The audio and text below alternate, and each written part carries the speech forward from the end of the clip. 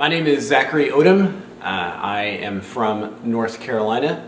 I am a long-term missionary as a part of World Horizons, and a lot of the work that I do is amongst youth and young adults. I was raised in a Christian family. My parents were Christians from the time I was born.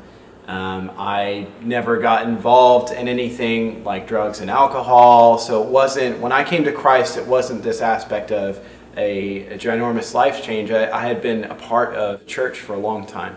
So when I came to Christ, it was something that was very natural, but at the same time, to me, it was still very impactful.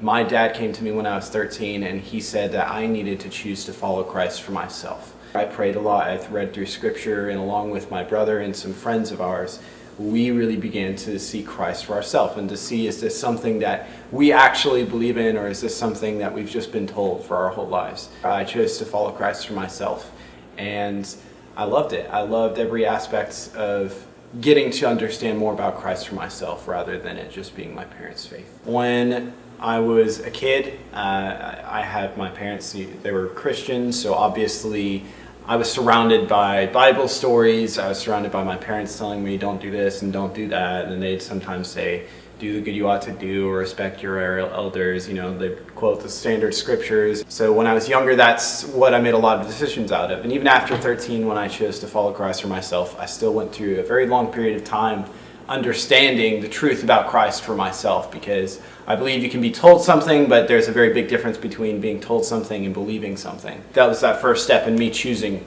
to believe something and me choosing to try and understand why I believe something. So I think my faith grew a lot from my time about 13 to 16, and then after that my faith was challenged a lot because I had a foundation and then I really needed to build off of it.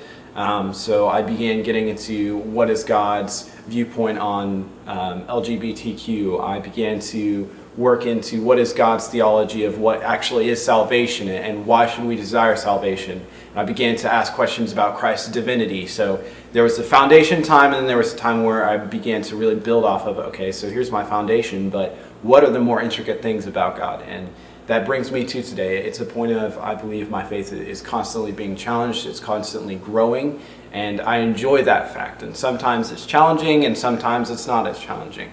Because I had the opportunity to choose Christ, because I knew that choosing Christ was actually something I could do, I want to go and I want to make that option available for other people.